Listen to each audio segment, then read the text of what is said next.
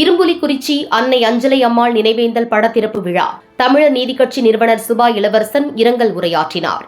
அரியலூர் மாவட்டம் செந்துறை அருகே உள்ள இரும்புலிக்குறிச்சி கிராமத்தைச் சேர்ந்த தமிழ் பேரரசு கட்சியின் மாவட்ட செயலாளரும் சமூக செயற்பாட்டாளருமான ரகுபதி தாயார் அன்னை அஞ்சலை அம்மாள் நினைவேந்தல் படத்திறப்பு விழா நிகழ்ச்சி வழக்கறிஞர் சின்னதுரை தலைமையில் நடைபெற்றது. தமிழர் நீதிக்கட்சி நிறுவன தலைவர் சுபா இளவரசன் கலந்து கொண்டு அன்னை அஞ்சலை அம்மாள் திருவுருவ படத்தை திறந்து வைத்து மலர் தூவி அஞ்சலி செலுத்தினார். மேலும் திருச்சி மண்டல செயலாளர் முடிமன்னன், திருவள்ளுவர் ஞானமன்ற தலைவர் ராவணன், அரங்கு இளவரசன் மற்றும் குடும்பத்தினர், உறவினர்கள் உள்ளிட்ட பலர் கலந்து கொண்டு அஞ்சலை அம்மாள் படத்திற்கு மலர் தூவி அஞ்சலி செலுத்தினர். நிகழ்ச்சியில் கலந்து கொண்ட தமிழர் நீதிக்கட்சி நிறுவன தலைவர் சுபா இளவரசன் இரங்கல் உரையாற்றினார். பெரியவர் அப்படிங்கிறது என்னன்னா உங்களுக்கு தெரியும், பெரியவர்னா தோழர் தமிழரசன், அதுக்கு அடுத்தது சுந்தரம். பகுதிக்கு வந்தாங்க. நாங்க ஒரு 50-60 பேருக்கு அங்க அடைக்கலம் கொடுத்தோம். நாங்க ஒரு போராட்டம், அரசு முந்திரி காடு மக்களுக்கே சொந்தம், அந்த மக்களுக்கு நிலம் இல்லாத ஏழைகளுக்கும் 5 ஏக்கருக்கு உட்பட்ட விவசாயிகளுக்கும் குறைஞ்ச குத்தகைக்கு பிரிச்சு கொடுக்கணும்னு சொல்லி ஒரு போராட்டம் பண்ணோம். தனியார் ஏலம் எடுத்து வண்ணத்தோட்டமும் தனியார் முதலாளிகளும் அந்த பகுதியை, மிகப்பெரிய இந்த பகுதியை சூறையாடினாங்க. பார்த்தீங்கன்னா இந்த பகுதி நம்ம அரியலூர் மாவட்டம் வந்து திருச்சி மாவட்டத்தோடு இருந்தது. அப்புறம் பெரம்பலூர் மாவட்டத்தோடு இருந்து இப்போ அரியலூர் மாவட்டம் உதயமாயிருக்கு. அதிகமாக ஏன் இந்த போராட்டம் இங்கே விஸ்வரம் எடுத்ததுன்னு சொன்னால், இந்த பகுதியில் அதிகமாக வனத்தோட்டம் இருக்குது. அப்போ பட்டா கம்மியாக தான் இருக்குது. அதனால் எங்கள் பகுதியில் அது புரட்சியாக வெடிச்சுது. அப்போ வெடிக்கும் போது எங்கள் ஊரில் 1175 பேருக்கு மேலே வழக்கு போட்டாங்க. அப்போ தான் புலவர் இப்போ கலியூர் மாலை வெளியில் வந்தார். அவர் வரவேற்பு கொடுத்தது இரும்புலிக்குறிச்சி. என்றைக்குமே என்னால் மறக்க முடியாது. என் ஊரை விட அதிகமாக இரும்புலிக்குறிச்சியை நான் உயர்வாக மதிக்கக்கூடியவன். அதில் அங்கே நான் தோழர் ராதாவை சந்திக்கும் பொழுது அவருடைய பேச்சு இன்னும் என் மனசு ரொம்ப அதிகமாக ஈர்த்தது. அடுத்தது தோழர் வழக்கறிஞர் சின்னதுரையை மறக்க முடியாது. அப்போ அந்த வகையில் இந்த நாங்கள் சைக்கிளில் ஓட்டிகிட்டு வரும்பொழுது பெரியார் சைக்கிள் கடை ஒன்று இருந்தது, மறக்க முடியாது. அவர் என்ன ஆனார்னு தெரியல. ஆனால் அவர் தான் பஞ்சர் ஓட்டுறதுக்கு கொண்டாந்து விட்டுட்டு நம்ம ரகுபதி தான் இங்கே அந்த இந்திய பொதுவுடைமை கட்சியிலேருந்து தோழர் தமிழரசன் போராட்ட களம் கொண்டு அகில இந்திய புரட்சி சாத்தியமில்லை, தனித்தமிழ்நாடு அரசியலை முன்வைத்து தமிழ்நாடு பொதுவுடைமை கட்சி, தமிழ்நாடு விடுதலை படைங்கிற ஒரு நிறுவனம் நிறுவி அதிலிருந்து மிகப்பெரிய ஒரு போராட்டம் களம் கண்டு பெண்ணாட்டத்திலேயே அதனுடைய வெளிப்பாடாக அரசியல் மாநாடு நடத்தணும். 1985 அதே ஆண்டில் நாங்கள் மீஞ்சிருட்டிலே சாதி ஒழிப்பு கருத்தரங்கம் நடத்தணும். தொடர்ந்து அதை கூட நம்ம தோழர் வழக்கறிஞர் பதிவு பண்ணார். நம்ம குமிழியத்தில் சமபந்தி பவஞ்சனை வைக்கும் பொழுது என் கண்ணு முன்னாடி அது மறக்க முடியாத காட்சி. அந்த நாங்கள் எங்கள் ஊர்லேருந்து 48 தோழர்கள் வந்திருந்தோம். என்ன சொல்லியிருந்தாங்க தெரியுமா? எங்களுக்கு குச்சியில் கொடியை கட்டிக்கிட்டு சைக்கிளில் தான் வந்தோம். ஆனால் நீங்கள்லாம் பொறுமையாக இருக்கணும், அங்கே துரோகிகள் வந்து கலவரத்தை உருவாக்க திட்டமிட்டுருக்காங்க, நீங்கள் எந்த சூழ்நிலையும் உணர்ச்சி வசப்படக்கூடாது அப்படின்னு சொன்னாங்க. நாங்கள் இந்த சமபந்தி போஜனை வந்து வண்டியிலையும் சைக்கிள்லேயும் அந்த மக்களோடு நாங்கள் பயணிக்கும் பொழுது அந்த ஊரில் உள்ள நாட்டாரங்கள்லாம் மக்கள் அந்த ஈடுபட்ட தோழர்களே அடிச்சு இழுக்கிறாங்க.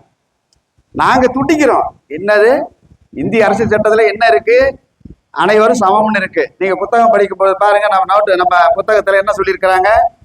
எல்லாம் சாதி இல்லை எல்லாமே சொல்றாங்க, சாதி இல்லைன்னு சொல்றாங்க. ஆனா பாத்தீங்கன்னா நமக்கு எல்லாமே இங்க ஒரு ஊரை பாத்தீங்கன்னா இந்தியா பாகிஸ்தான் மாரி தான் இன்னும் இருக்கு. அப்போ அந்த வகையில அதை நேரடியாக பார்க்கும் பொழுது அந்த மிகப்பெரிய ஒரு கலவரத்தை உருவாக்க திட்டமிட்டாங்க. நாங்கள் அமைதியாக இருந்து அந்த போராட்டத்தை வெற்றி பெற செய்தோம்.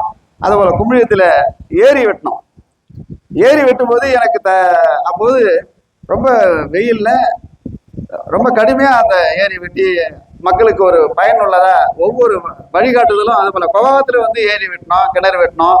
இப்படி பல்வேறு போராட்டங்களை இளம் சின்ன வயதிலேயே அதில் பங்கெடுத்தோம். தோழர் தமிழரசனை அடித்து படுகொலை செய்த பொழுது அதில் நான் உண்மையிலேயே நீங்கள் பாருங்கள், 1987 செப்டம்பர் 1 தோழர் தமிழரசனை படுகொலை செய்த பிறகுதான் இந்த பூமியில் வெள்ளத்தங்கத்தை கொள்ளையடிக்கிறதுக்கு திட்டமிடுறான் எதிரி. அப்போ அதில் பாருங்க, அதுக்கு முன்னாடி காலை வைத்தானா?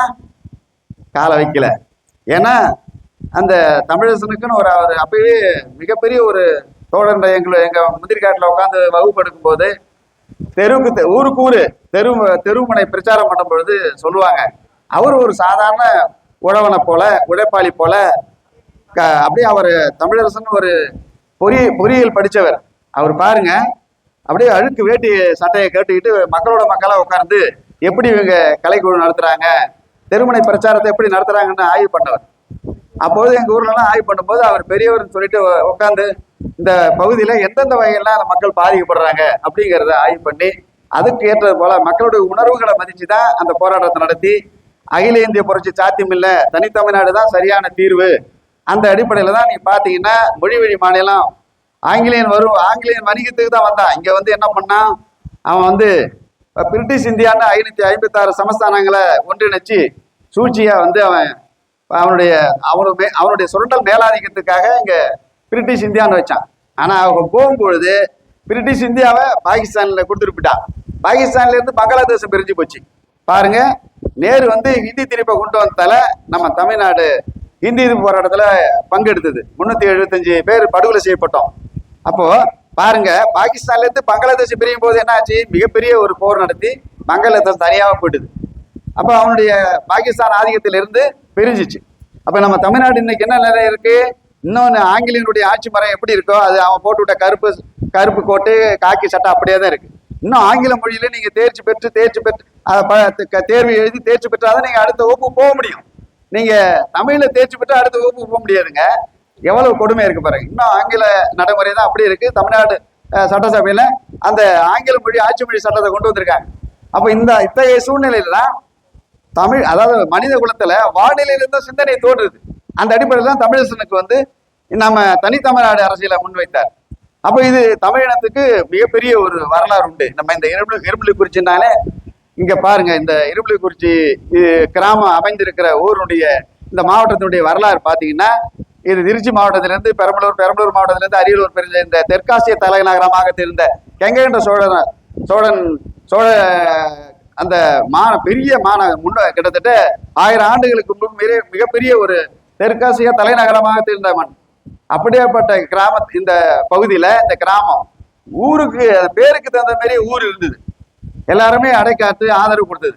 அப்ப நம்ம ஏன் தோழர் இந்த மக்கள் மருத்துவ ஆலோசகராக இருந்த நம்ம ரகுபதிக்கு ஏன் அங்க அம்மாவுக்கு நாங்க ஏன் இறப்ப கேட்டு நான் வேகமா வந்தேன்னா, அந்த அம்மா இந்த இடம் வந்து மிகப்பெரிய, நீங்க எல்லாருமே தமிழரசன்ல இருந்து தோழர் சுந்தரத்துல இருந்து அது போல இந்த வடக்கு இரும்புலிக்குறிச்சி கருணாநிதியை மறக்க முடியாது என்னால. அப்படி ஒவ்வொரு இந்த பகுதியை நாங்க வந்து எங்களால சைக்கிள்ல மிதிச்சு வந்து அந்த அன்னமெட்ட வீடு, அதாவது உப்பு இட்ட வரை உள்ளளவு மதிக்கணும் அப்படிம்பாங்க. ரகுபதி வந்த உடனே என்ன கேட்டேன், தோழர் என்ன உடம்பு சரியில்லா இருக்கும்போது எனக்கு சொல்ல வேண்டியதானே, நான் வந்து பார்த்துருப்பேனே அந்த அம்மா உயிரா இருக்கும் பொழுது அப்படின்னு எனக்கு ஒரு வருத்தம். அதனாலதான் இன்னைக்கு நல்லக்கண்ணு நிகழ்ச்சியில நான் பங்கெடுக்கணும் அப்படிங்கிறதெல்லாம் கொஞ்சம் தள்ளி வச்சுட்டு அம்மாவுக்கு ஒரு நம்ம மக்கள் சார்பாக ஒரு வீர வணக்கத்தை தெரிவிக்கணும் அப்படிங்கிற ஒரு உணர்வோடு வந்திருக்கேன். வந்துதான் இப்ப நான் உங்க முன்னாடி பேசியிருக்கேன். எனக்கு முன்னால் பேசினவங்க எல்லாமே அந்த குடும்பத்தை பத்தி பெருமையா பேசியிருக்கிறாங்க. புகழஞ்சலியா நல்ல கருத்துக்களை பதிவு பண்ணியிருக்கிறாங்க. என்ன இங்க நாம இந்த மக்கள்கிட்ட என்ன இருக்குதுன்னா, இந்த முந்திரி காடு, இந்த அரசு முந்திரி காடு வந்து இந்த மக்களுக்கு சொந்தமானது. அதை நாம வந்து இன்னும் நல்லா பயன்படணும். இந்த தைல மரங்கள் எல்லாம் அகற்றணும். அதனால எவ்வளவு பெரிய பாதிப்புங்கிறது இந்த மக்களுக்கு ஒரு விழிப்புணர்வு ஏற்படுத்தணும். நம்ம முடிமன்னன் தோழர் சொன்னாரு, மதுவை வந்து ஒழிக்கணும், அந்த வெள்ளை தங்கத்தை கொள்ளையடிக்கிறான். நாங்க வந்து சிமெண்ட், அதாவது நிலக்கரி திட்டத்தை ஏற்று போராட்டம் பண்ணோம், சிமெண்ட் கம்பெனியை ஏற்று போராட்டம் பண்ணோம். இதனால 22 வழக்குகளை வாங்கினேன் நான். அதனால கொஞ்சம் கூட தோய்வடையில 13 வருஷம் நான் சிறையில இருந்தாங்க. 18 வருஷம் கண்டிஷன் பேர் போட்டுக்கிட்டு இருக்காங்க. அப்போ 137 நாள் போலீஸ் கஸ்டடியில இருந்தாங்க. அப்ப 28 முறை என்னை கைது பண்ணாங்க. என் மேல அவ்வளவு கேவலமான இழிவான விமர்சனம் பண்ணாங்க. அதை பத்தி கொஞ்சம் கூட நான் பொருட்படுத்தலையும். ஏன்னா நீங்க வந்து சேதாரம் இல்லாம நகை செய்ய முடியுமா? எந்த நாட்டுலங்க உரிமை இல்லாத இழப்புகள் இல்லாம உரிமையை பெற்றிருக்கோம்? இல்ல. அந்த அடிப்படையில இந்த மாதிரி அவர் வந்து அவரை ஏன் நம்ம இந்த இறந்தோம் அந்த அம்மையாருக்கு நாம அஞ்சலி செலுத்தி வந்திருக்கிறதுக்கு என்ன அடிப்படை காரணம் என்ன? அவர் செய்த, அதாவது வள்ளலாரை பத்தி நம்ம தெரியாத தமிழர்னாலே வள்ளலாரை பத்தி நம்ம புரிஞ்சிருக்கோம். வள்ளல் குணம் படைத்த குடும்பம் அது. நான் பெருமைக்காக சொல்லல. இங்கேதான் வந்து நாங்க சாப்பிட்டுட்டு இங்கேதான் நாங்க படிப்போம், புத்தகத்தை வச்சுக்கிட்டு விவாதம் பண்ணுவோம். அப்ப எத்தனை பேர் வந்தாலும் எந்த நேரத்துல வந்தாலும் சாப்பிடலாம், உணவு கொடுப்பாங்க. அப்ப அப்படியேப்பட்ட ஒரு எனக்கு அன்னை, தமிழ் அன்னை போல அவங்க திகழ்ந்தவங்க. அவங்கள உயிரா பார்க்காதால எனக்கு ஒரு வருத்தமா போச்சு. அதெல்லாம் இன்னைக்கு அவங்க நம்மளுடைய வழக்கறிஞர் சொன்னார், மருத்துவ ஆலோசகராக இருந்து அவர் எனக்கு முட்டி நடக்க முடியல. அவரு சின்ன நம்ம வழக்கறிஞர் சின்னதுரை எடுத்தாலே அவரு ஒரு புரட்சிகரமா வாழ்ந்தவர். நம்ம குமிழியா திருஞானத்தை பத்தி நம்ம என்னால மறக்க முடியல. ஏன்னா எதனால அதை நான் பதிவு பண்றேன்னா, அவங்கெல்லாம் வந்து இந்த வனத்துறை காட்டை பத்தி ஒரு பாட்டை பாடுவாங்க. என்னால அது இன்னும் அந்த அடிகள் என்ற மனசுல இருக்கு. அப்படியே அந்த வார்த்தையினுடைய வரியினுடைய வைரத்தை பாருங்க. வெட்டு வாளை கொண்டு செல்லுவோம் விறகெடுக்கும் வேலண்ணா ராமண்ணா அப்படின்னு சொல்லி ஒரு ஒலியை எழுப்புவாங்க பாருங்க, அந்த அரங்கமே அலரும். அது போல நம்ம இதுக்கெல்லாம் நம்ம ஐயா மூத்த வழக்கறிஞர் சின்னதுரையும் அதுல கோஷம், அதுல பின்பாட்டு பாடினவங்க. நானும் அதுல பின்பாட்டு பாடியிருக்கேன். களத்துல இறங்கி எந்த விதமான ஒரு இந்த அடக்குமுறையெல்லாம் கண்டு நிறைய பேர் பயப்படுறாங்க. அதை எனக்கு என்னமோ ரொம்ப வருத்தமா இருக்கு. என்னை கூட தேவாரம் வந்து 1992 கொண்டு போய் வெள்ளை மாளிகையில கட்டி போட்டு கண்ணையும் காலையும் இது கையவும் கட்டி போட்டு விசாரணை பண்ணாங்க 1992. என்ன விசாரிச்சாரு தெரியுமா? தேவாரம் கண்ணை அவுத்து விட்டா தானே தெரியும் யாருன்னு, எங்க கொண்டு போயிருக்காங்கன்னு எனக்கு தெரியல. நம்மளை சுடதான் கொண்டு போறாங்க, அதான் மாணிக்கை அப்படிங்கிற ஒரு மகிழ்ச்சியில பரவாயில்ல, நம்ம தமிழுக்காக போராடி நம்ம இறந்துட்டோம். ஏன் அந்த சிந்தனை எனக்கு வந்து தெரியுமா? தமிழரசு இறந்த உடனே என்ன தெரியுமா சொன்னாங்க மத்திய அரசு?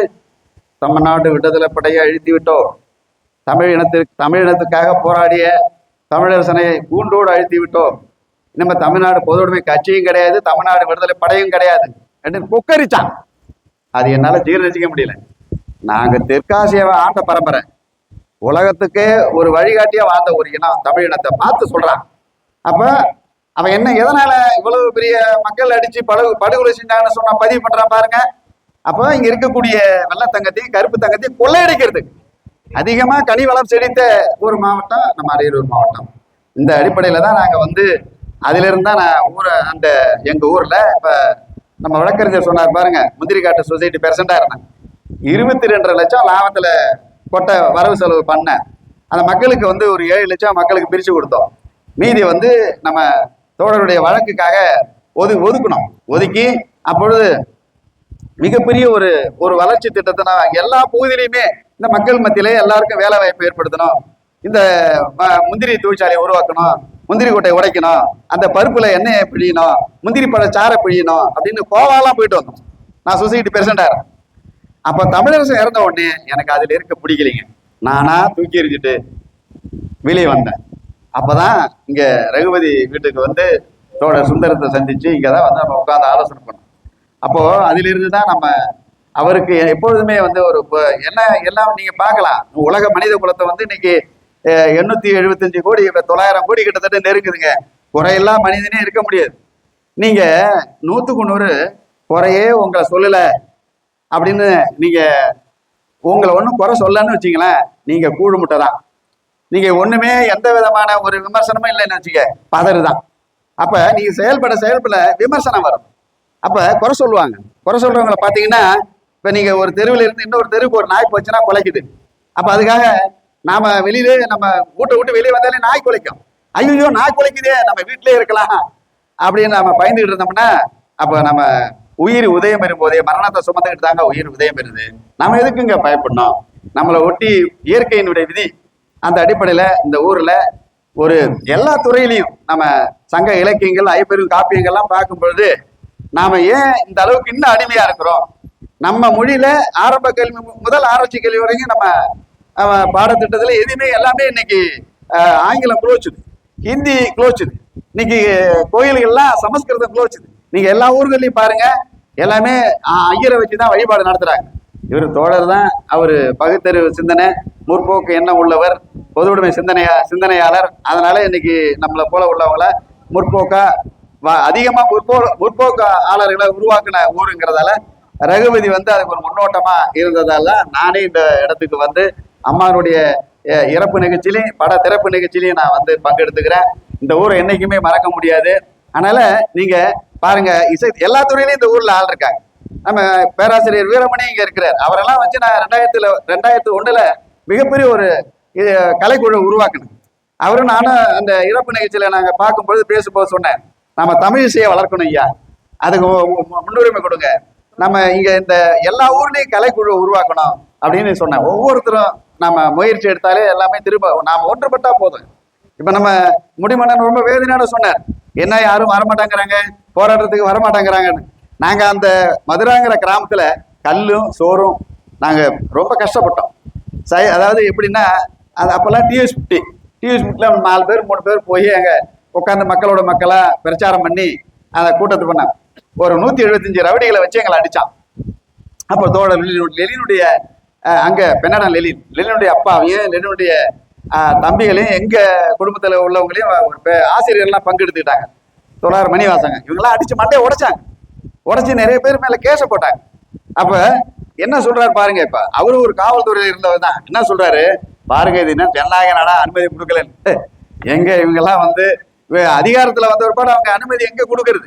அவங்க இந்த கனிம வளங்களை கொள்ளையடிக்கிறதுக்கும் தமிழ்நாட்டு கனிம வளங்களை கொள்ளையடிக்கிறதுக்கும் தமிழ்நாட்டு மக்களுடைய உழைப்பை சொல்றதுக்கு தானே அவன் சாதி ரீதியா மத ரீதியா பிரிச்சு வச்சிருக்கான். அப்ப எப்படி நம்மளை வந்து சிந்திக்க விடுவான்? மூட பழக்க வழக்கங்கள்லாம் நீங்க பாத்தீங்கன்னா இப்ப நடையா சமயபுரம் மாரியத்தா கோயிலுக்கு போறாங்க, ஐயப்பன் கோயிலுக்கு போறாங்க. இப்படி பாத்தீங்கன்னா எங்க பக்காரடிகளார நோக்கி போறாங்க, திருப்பதி நோக்கி போறாங்க. எல்லாம் மக்கள் எல்லாம் எல்லா அறிதலும் புரிதலும் தெரிதலும் இருந்தா போவாங்களா? இல்ல. இப்ப ஐரோப்பிய நாடுகள்லாம் நிறைய அங்க இருக்கக்கூடிய மத நிறுவனங்கள் எல்லாமே மூடப்பட்டு இருக்கு. இங்கே ரொம்ப நாளுக்கு நாள் வந்து இந்த இந்த ஆண்டோட 13வது ஆண்டு இந்த பிஜேபி ஆட்சிக்கு வந்து எவ்வளவு பெரிய ஒரு எழுச்சியை உருவாக்கி இருக்கு பாருங்க. மக்கள் மத்தியில எல்லாமே வந்து அப்படியே மூட பழக்க வழக்கத்தை மூடி யாரா இருந்தாலும் இப்ப நானே ஒரு போக சிந்திச்சு பேசுறதுக்கு பார்த்து யோசிச்சு பேச வேண்டியிருக்கு. அந்த அளவுக்கு இங்க மக்கள் மத்தியில ஒரு பிற்போக்கான ஒரு சிந்தனை மேலோங்குது. அதை நான் இந்த பகுதியில நான் செயல்படும் பொழுது, அப்பொழுது புலவருக்கு நாங்க வரவேற்பு கொடுத்து பல கூட்டங்கள் நடத்தும் பொழுது அப்ப நல்லா மிகப்பெரிய ஒரு எழுச்சி உருவாச்சு. அப்ப என்ன பண்ணுச்சு, அப்போ ஒரு மொழி பேசக்கூடிய ஒரு மக்களை ஒரு மொழியால் தமிழ் மொழியால் ஒன்றிணைக்க கூடாது, தமிழ் இனத்தால் ஒன்றுபடக்கூடாது. அப்ப நாம ஒன்றுபட்டா இங்க இருக்கக்கூடிய இந்த சிமெண்ட் கம்பெனி சிமெண்ட் வெள்ளை தங்கத்தை கொள்ளையடிக்க முடியாது. அப்ப நாம ஒன்றுபட்டா மொழியால் ஒன்றுபட்டா கொள்ளையடிக்க முடியாதுங்க. அப்ப நம்ம உழைப்பை சொல்ல முடியாது. அதனாலதான் இந்த மாதிரி ஒவ்வொரு திட்டமிட்டு எங்க ஊர்ல எல்லாம் மிகப்பெரிய ஒரு அடக்குமுறையை ஏற்படுத்தினாங்க. அதெல்லாம் எழுச்சி பண்றோம், பந்து அடிக்க எழுப்பும் அப்படிங்கிறது தான். அதனால நீங்க அடக்குமுறை செய்யப்படுது பாருங்க. தமிழரசனை கொண்டுட்டாங்க, நாங்க வந்துட்டோமே. பிரபாகரனை கொண்டுட்டாங்க, இன்னைக்கு உலகம் முழுவதும் ஈழம் மலருது. ஈழத்தை பத்தி பேசாத நாடே கிடையாது. அதனால அடக்குமுறையெல்லாம் நெருக்கடியெல்லாம் அதெல்லாம் நிலையானது கிடையாது. ஹிட்லரை விடவா மிகப்பெரிய படைச்சு மிகப்பெரிய சாம்ராஜ்யத்தை உருவாக்கினவன் பேரு சர்வதி. அதாவது இப்ப ஹிட்லர் எப்படி பாருங்க, ஹிட்லர்னு பேர் எப்படி வந்தது பாருங்க. அவனுக்கு வந்து யூத இனத்தை கிட்டத்தட்ட 1.5 கோடி பேரை கொண்டான். அவனால கிட்டத்தட்ட உலக மக்கள்ல 5.5 கோடி மக்கள் 2ஆம் உலக போர்ல படுகொலை செய்யப்பட்டாங்க. அப்படியேப்பட்ட ஹிட்லரே காணாம போயிட்டானே, அவ்வளவு பெரிய படை வச்சிருந்தவன் அடக்குமுறை செலுத்தி என்ன பண்ணாங்க? அதனால இந்த மாதிரி நீங்க வந்து அடக்குமுறை நெருக்கடிக்கெல்லாம் பயந்து போராட்ட காலத்துல நாம இல்லாத நம்ம ஒவ்வொருத்துக்கும் 8 கோடி பேருக்கு இதுல நம்ம உரிமை இருக்கு. நம்ம மொழி இன்னைக்கு அந்நிய மொழியால் ஆதிக்கத்தால் நம்ம சிதைக்கப்படுறோம். நம்ம எப்படி நீங்க நல்லா பாருங்க, தாய்ப்பால் தானே உயர்ந்தது. தாய்ப்பால் எப்படி ஒரு குழந்தைக்கு ஊக்கத்தை கொடுக்கும், சத்தை கொடுக்கும். அதே போல தாய்மொழியில வந்து ஆரம்ப கல்வி இன்னைக்கு வளர்ந்த நாட சீனாவை பாருங்க, ஜப்பானை பாருங்க, எவ்வளவு வளர்ச்சியில் இருக்கு பாருங்க. நம்ம கியூபாவை பாருங்களேன் எந்த அளவுக்கு வளர்ந்துருக்குன்னு. இப்ப ரஷ்யாவை பாருங்க, எப்படி அவன் தாய்மொழியில இருக்கிறதோடு தான் ஒவ்வொரு நாடும் நல்ல வளர்ச்சி ஆரோக்கியம் நல்ல ஒரு பாருங்க. இல்லாத ஒரு மொழியை வச்சுக்கிட்டு பாருங்க, அது ஒரு இனம் கிடையாது. ஹிந்திங்கிறது ஒரு இனம் கிடையாது, அதுக்கு ஒரு நாடு கிடையாது. சமஸ்கிருதத்துக்கும் ஒரு நாடு கிடையாது, ஒரு இனம் கிடையாது. அவன் இன்னைக்கு இங்க ஆதிக்கம் செலுத்துறான். அதுக்கு என்ன காரணம்? நம்ம மக்கள்கிட்ட அறியாமை.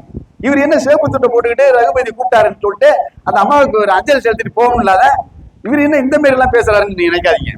நான் வந்து நம்மளுடைய மக்களுடைய வாழ்நிலை, நம்ம மொழி எப்படி சிதைக்கப்படுது, நம்முடைய இனம் எப்படி அழிக்கப்படுது, நமது கனிமலங்களுக்கு எப்படி கொள்ளையடிக்கப்படுது. நான் எல்லாம் ஊத்து தண்ணி கிணத்து தண்ணி குடிச்சு சாப்பிட்டாங்க வாழ்ந்தாங்க.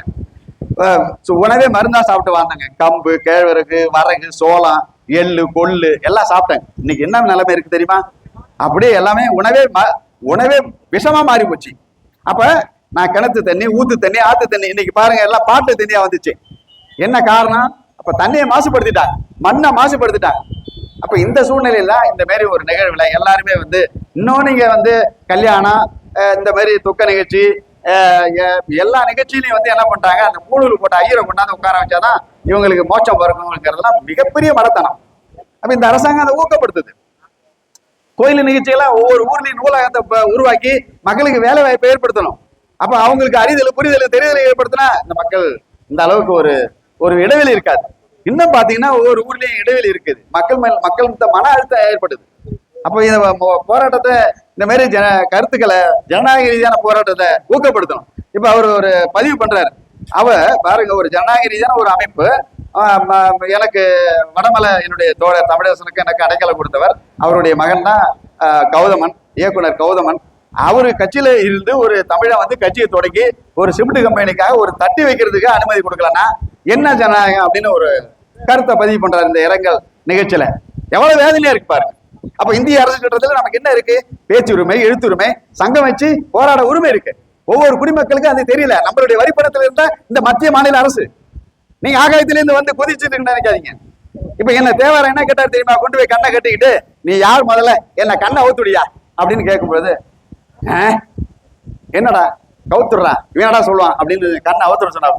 அப்ப கண்ணை திறந்து பார்க்கும்போது அவரு ஒரு 10 மீட்டருக்கு அந்த நின்றுட்டு இருக்காரு. துப்பாக்கியோட வரிசையா துப்பாக்கி நிக்குது. உங்களுக்கு தெரியும்.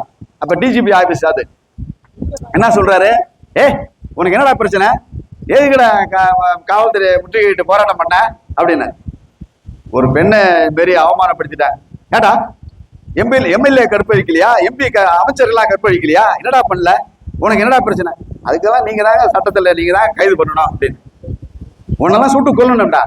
தருமபுரியில எல்லாரும் சுட்டு கொண்டுட்டேன், உன்னை சுட்டு கொல்ல போறேன் அப்படின்னாரு. சுடுங்கய்யா, சுடுன்னு தெரிஞ்சா வந்திருக்க அப்படின்னு. அப்ப என்ன முடிஞ்சு போச்சு. நீங்க பிறந்தா எத்தனை ஆண்டு வாழ போறீங்க? நீ எத்தனை ஆண்டு இந்த இப்ப நம்ம அம்மையார் வந்து எத்தனை ஆண்டு வாழ்ந்தாங்கிறதெல்லாம் முக்கியம் இல்லை, என்ன செஞ்சாங்கிறத இங்க பதிவு செய்யப்படுது. அதனால ஒவ்வொருத்தரும் நீங்க இந்த இரும்புலிக்குறிச்சிக்குன்னு ஒரு இந்த தமிழ்நாட்டுல ஏன்னா இந்த அரியலூர் மாவட்டம்னாலே முற்போக்கான மாவட்டம் தான். ஆனா இரும்புலிக்குறிச்சினாலே அது ஒரு புலி பாய்ச்சல் தான். அந்த அத்தகைய மக்கள் கொண்ட இந்த இடத்துல அதுவும் என்ன வந்து நான் அப்பயே கேட்டேன் ரகுவி தோழர்கிட்ட, ஏங்க எங்க மூத்தவங்க இருக்கிறாங்க, நம்ம ஐயா வழக்கறிஞர் இருக்கிறாங்க, அல்ல அந்த ஊர்லயே மூத்தவங்கள்ட்ட திறக்க சொல்லுங்களேன் அப்படின்னு சொன்னேன். இல்ல நீங்க அம்மா கையால சோறு போட்டாங்க, நீங்க தான் திறக்கணும், நீங்க போராட்ட காலத்துல இருக்கிற அப்படின்னு சொன்னாரு. அப்ப எனக்கு ராதா நினைப்பு தான் வந்தது. ராதாலாம் இன்னும் இருக்காருன்னு நினைச்சிட்டு நான் எனக்கு மனசுக்குள்ள, ஏன்னா நல்லவர்களை என்னைக்கும் நான் செத்து போனதான் நினைக்கல. எங்க அம்மா வந்து 78ல இறந்து நோய் வதைப்பட்டு 80ல இறந்து போனாங்க. இன்னும் ஊருக்கு போயிட்டாங்கன்னு தான் நினைச்சிட்டு இருக்கிறேன் எங்க அம்மாவை. அதே போல நம்ம இப்ப ராதாவுடைய மகன் இங்க வந்து உட்கார்ந்துருக்காங்க. அவங்கள பார்க்கும்போது அவங்கள இளமையில பார்த்தேன். ரொம்ப நானா 13 ஆண்டு சிறையில தானே கிடந்தேன், 13 வருஷம் சிறையில இருந்தேங்க. அப்போ என்ன நான் ஒரு துரோகம் பண்ணியிருந்தேன்னா மக்களுக்கு துரோகம் பண்ணியிருந்தேன்னா என்னை வெளியே விட்டுருப்பாங்க. இன்னும் இந்த நிமிஷம் வரைக்கும் கண்டிஷன் பேர்ல தாங்க இருக்கேன். 18 வருஷம் கண்டிஷன் பேர் போட்டா இந்தியாவிலேயே பெரிய அதிக நாள் கண்டிஷன் பேர் போட்டால் நானு.